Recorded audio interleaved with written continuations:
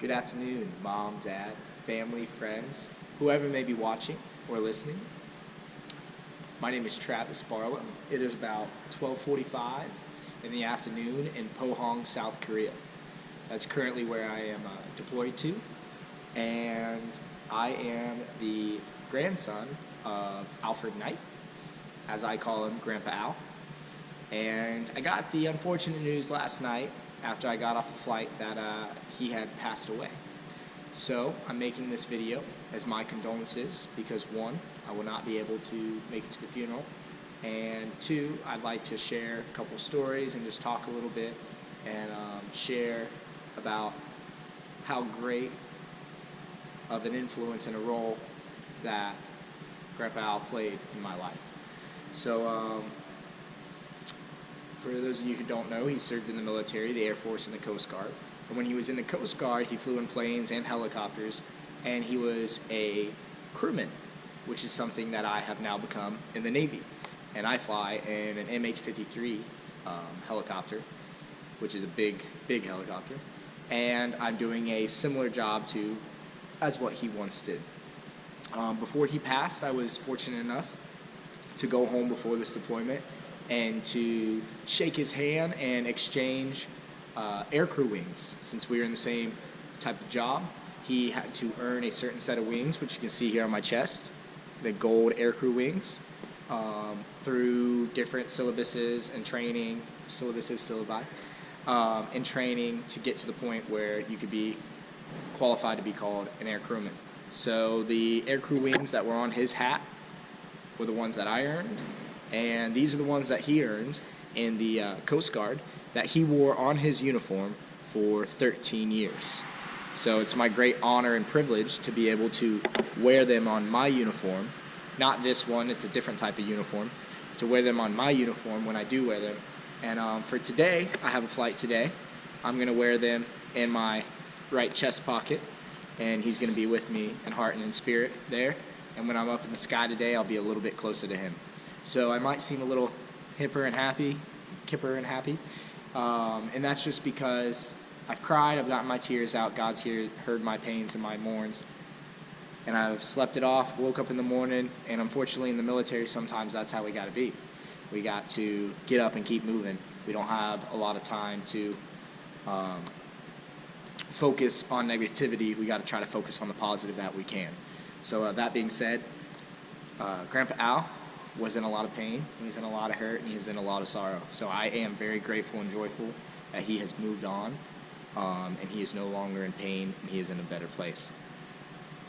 Bouncing off of that as well, I remember about 5 years ago, I was up with Uncle Jim and Aunt Kathy, and Josh and Kayla, and we were in New York, and my mom was there as well, and we got the news, I think it was 5 years ago, we got the news that he wasn't doing so well. We didn't think he had much time to live, a couple weeks, then the doctor told him 6 months, and now 5 years later we had him. So I'm very grateful for the family and the doctors and the friends who took care of him to get him to the point that he could stay with us another 5 years.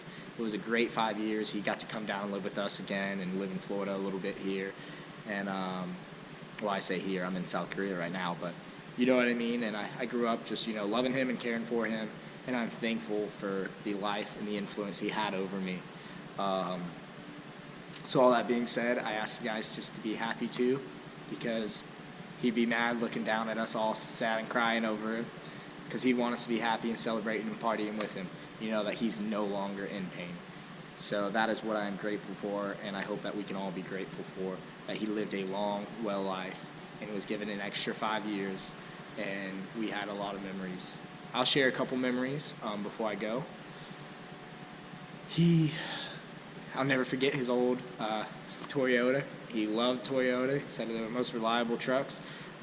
He had that thing since I was little. He let me drive that thing when before I was even able to legally drive. I was driving it in the back roads of up in Michigan through all his property back there, and I'll never forget driving it up the hill in the snow in Michigan and fishtailing, and he was telling me I was never going to drive again.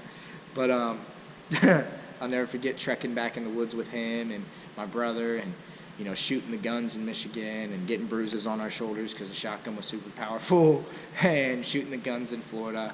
I'll never forget him living across the hall from me when he lived with us in Florida, and me giving him a hard time for being in the Air Force and the Coast Guard, and him giving me a hard time for joining the Navy because I was about to ship off to boot camp and whatnot. And I just have so many fun-filled, positive memories everywhere Alfred Knight went. He brought joy and happiness. His nurses loved him. And there's just a good testimony of positivity that goes around him here and there and everywhere he went. So I know family up in Michigan, family in Florida, family in England, family in New York, family all around will love and will miss him. But let's carry on his great memory, and let's stay positive, and remember, as a lot of people called him, just Al Knight, and